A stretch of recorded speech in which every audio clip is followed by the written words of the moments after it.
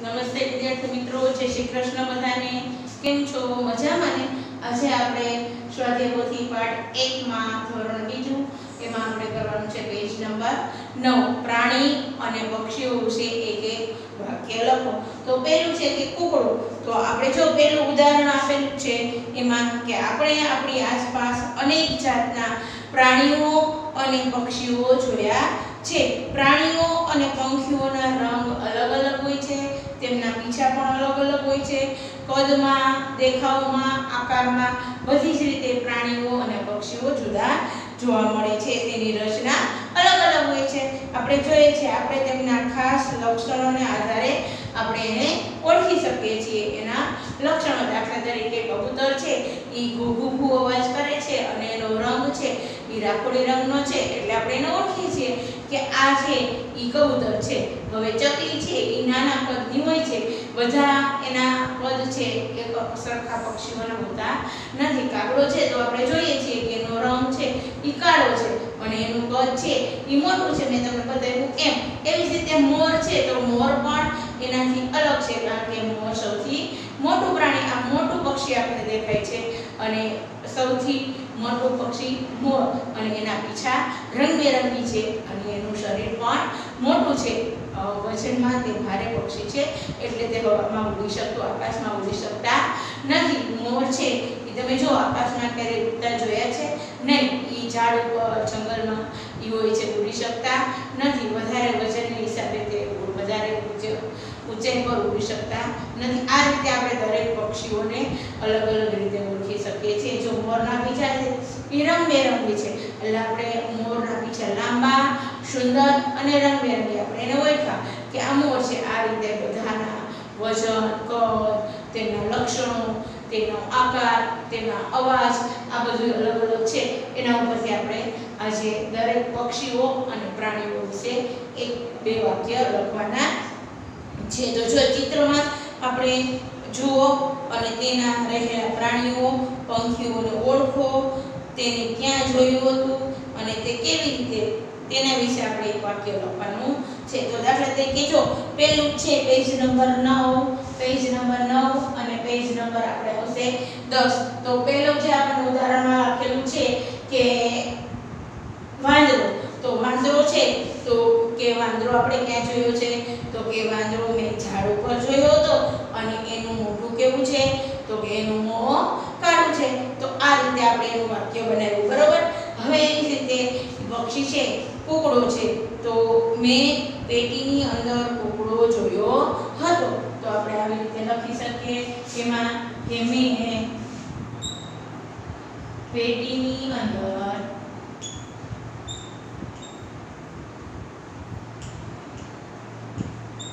જોયો હતો.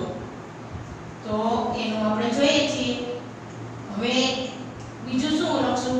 તો એમાં આપણે એનું લખશું કે અને તે કેસરી અને બ્લુ રંગનો હોય છે. તો આપણે અહીંયા વાક્ય લખવાનું છે કે તે કેસરી અને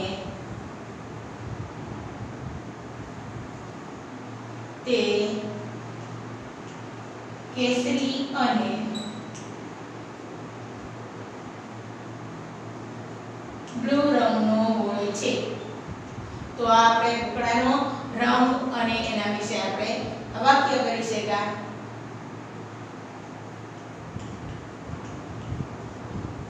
તો આપણે એનું આ વાક્ય. હવે એવી રીતે કે કાગડો. તો આપણે છે કાગડા વિશે જોઈએ છીએ કે કાગડાનો રંગ કેવો હોય છે?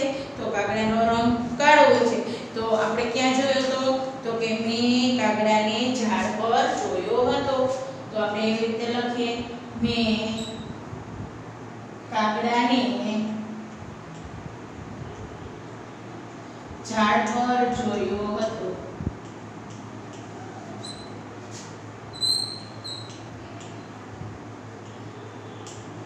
હવે છે તો આપણે એને શું કરી શકીએ વાક્ય? તો કે તે રંગે કાળો છે. એનું બીજું વાક્ય લખવાનું થશે તો કે તે રંગે કાળો છે, બરોબર. તો આ બીજું વાક્ય થઈ ગયું.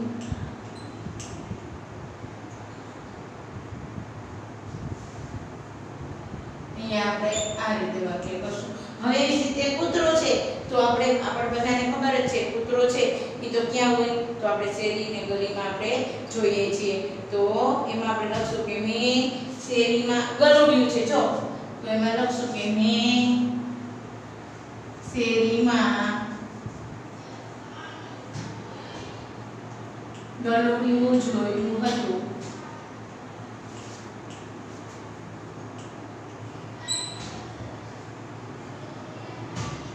હવે તો એનો રંગ કેવો છે આપણે જોયું હતું બરાબર. તો ગલુડિયું છે ઈ એમાં આપણે લખી શકીએ કે અને તે ઘણા લોકો પાળે છે તો આપણે જોઈએ છીએ ગલુડિયાને ઘણા લોકો પાળે છે તેને ઘણા લોકો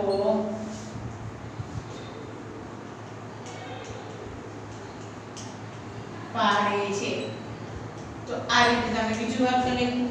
હવે કોયલ તો આપણે એમાં લખવાનું થશે કે મેં ઝાડ પર કોયલને જોઈ છે. મેં ઝાડ પર કોયલને જોઈ છે. કારણ કે આપણે કોયલ છે એ ઝાડ પર જ રહે છે. મેં ઝાડ પર કોયલને જોઈ છે.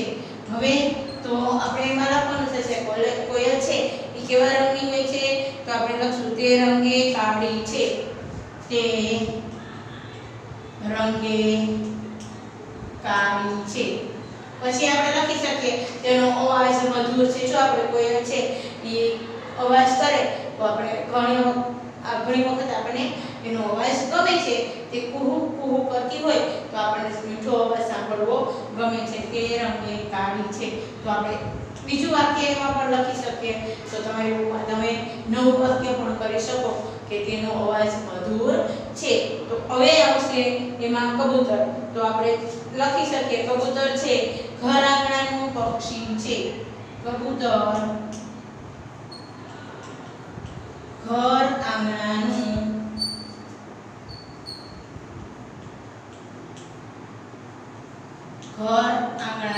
પક્ષી છે. બરોબર. કારણ કે એ આપણા ઘરે આવે છે. આંગણામાં આપણે એને જો દાણા નાખીએ તો એ ચણવા માટે આવે છે. બધા જ પક્ષીઓ કબૂતર છે એ ઝાડ પર રહેતા નથી કારણ કે તેનો રહેવાસ છે તેનું ઘર છે એ હવાવાળું ઘરમાં કૂવામાં ઝાડની બખોલમાં એવી રીતે રહી શકે છે કારણ કે એ ઝાડ ઉપર રહેતા નથી. હવાવાળું ઘર હોય તો તમે જોજો એમાં પણ કબૂતર ઘણા બધા બેસી શકતા હોય. હવે એવી રીતે આપણે એનું બીજું વાક્ય લખવું હોય તો આપણે લખી શકીએ કે તે રાખોડી રંગના હોય છે.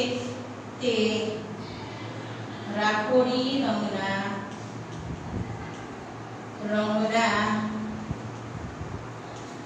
હોય છે. તો આ રીતે આપણે લખી શકીએ. પછી છે કે શિયાળ તો શિયાળ છે ઈ ક્યાં હોય તો કે શિયાળ તો આપણે જોયું ના હોય. શિયાળ તો આપણે જંગલમાં જોઈએ છીએ તો આપણે શિયાળમાં લખી શકીએ તે પ્રાણી સંગ્રહાલયમાં જોવા મળે છે. તે પ્રાણી સંગ્રહાલયમાં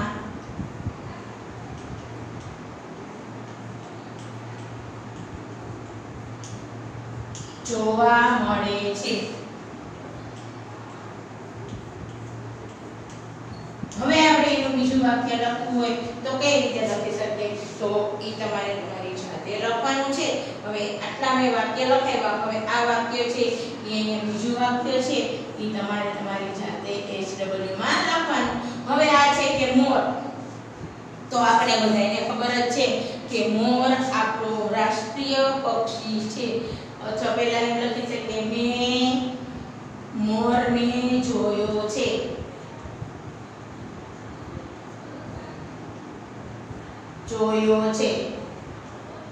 પછી બીજું વાક્ય શું આવશે તો બીજું વાક્ય તમારી સાથે તમારે લખવાનું. એક વાક્ય મેં લખી દીધું. બીજું વાક્ય આપણે લખી શકીએ તે આપણું રાષ્ટ્રીય પક્ષી છે. બરોબર. ક્યાં જોયો તો કે મેં છે ઈ ઝાડ ઉપર જોયો તો ઈ પણ લખી શકીએ. હવે ઘુવડ છે તો આપણે ઘુવડનું લખીએ તો મેં ઝાડ પર ઘુવડને જોયું હતું.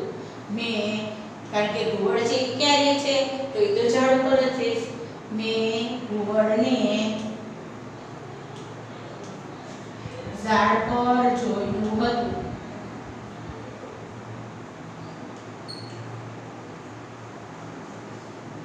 હવે આપણે જો એમાં છે કે લખીએ બીજું વાક્ય જો મેં તમને કીધું એમ કે બીજું વાક્ય છે એ તમારે તમારી જાતે તમારે HW માં લખવાનું છે, કારણ કે મેં આપણા તમને વાક્ય શીખવાડ્યા. હવે આપણે વર્ડ છે એ રાત્રે અવાજ કરે છે, તેની આંખો છે સોનેરી રંગની હોય છે, તેમને રાત્રે દેખાય છે, ઘણા બધા વાક્ય છે.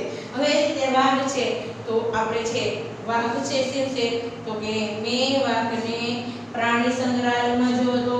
પછી વાઘ છે આપણું રાષ્ટ્રીય પ્રાણી છે, આપણે વાઘ આપણું રાષ્ટ્રીય પ્રાણી છે. જેમ મોર આપણું રાષ્ટ્રીય પક્ષી છે એમ વાઘ છે એ આપણું રાષ્ટ્રીય પ્રાણી છે.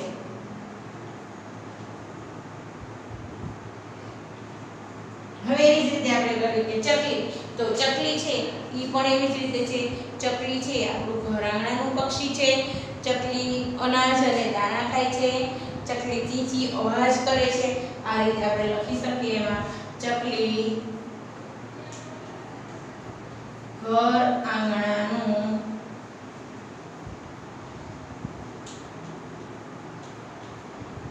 પક્ષી છે. તો આ તમારું વાક્ય થઈ ગયું. હવે બીજું વાક્ય તમારે તમારી જાતે લખવાનું છે. એ બીજું વાક્ય તમારે જાતે કરવાનું છે આ રીતે.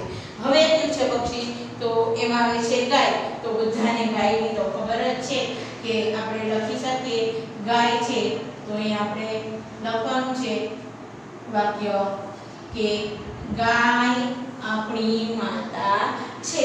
તો એ તો બધાને આવડતું જ હોય. તો ગાય આપણી માતા છે. હવે બીજું વાક્ય તમારે કરવું છે તો બીજું વાક્ય શું આવશે તો કે ગાય આપણને દૂધ આપે છે. ગાયનું દૂધ પૌષ્ટિક હોય છે.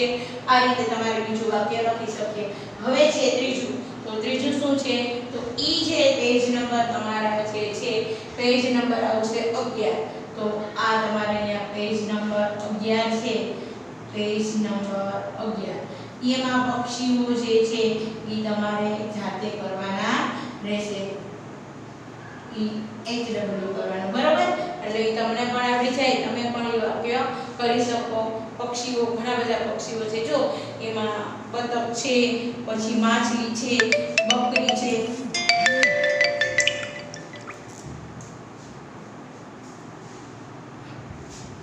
તો આ રીતે તમે તમારી જાતે એ પાછળના છે એ તમે લખી શકશો, બરાબર? આ પેજ નંબર 11 ના 5 વાક્ય 5 પક્ષીઓ અને પ્રાણીઓ છે. બિલાડી છે, પછી હંસ છે, સાપ છે. તો એ તમારી જાતે તમે કરવાના. તમારી જાતે પણ તમે કરી શકશો. એટલે એ તમારે જાતે લખવાનું છે, બરાબર? નમસ્તે વિદ્યાર્થી મિત્રો.